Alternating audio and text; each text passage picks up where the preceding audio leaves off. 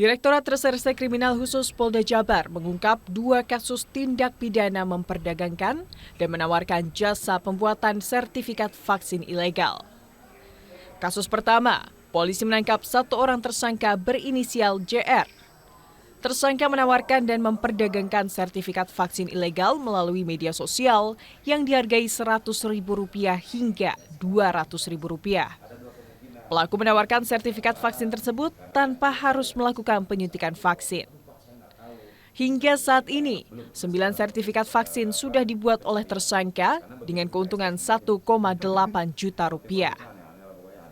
Sementara itu, polisi juga menangkap 3 orang tersangka dengan kasus dan modus operandi yang sama.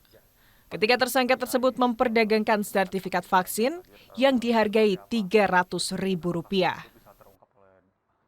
Dari sana kami membentuk 2 tim untuk melakukan patroli siber karena kami melihat ada fenomena di mana beberapa media sosial milik tersangka yang sudah kita amankan ini menawarkan sertifikat-sertifikat yang kami duga palsu.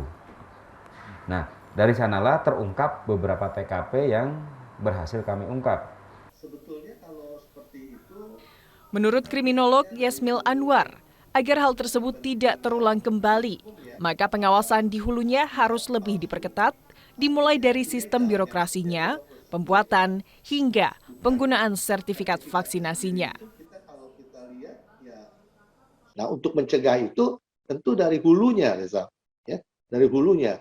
Jadi bagaimana sistem kebirokrasiannya supaya tidak bocor, bagaimana pengawasan terhadap pembuatan sertifikat itu di hulu atau ketika dia dibuat dan ketika dia digunakan, ya. Nah, kebanyakan kan memang ketangkepnya setelah digunakan gitu ya.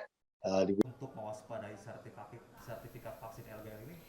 Dari tindak pidana yang telah dilakukan tersangka, keseluruhannya terancam hukuman penjara maksimal 12 tahun.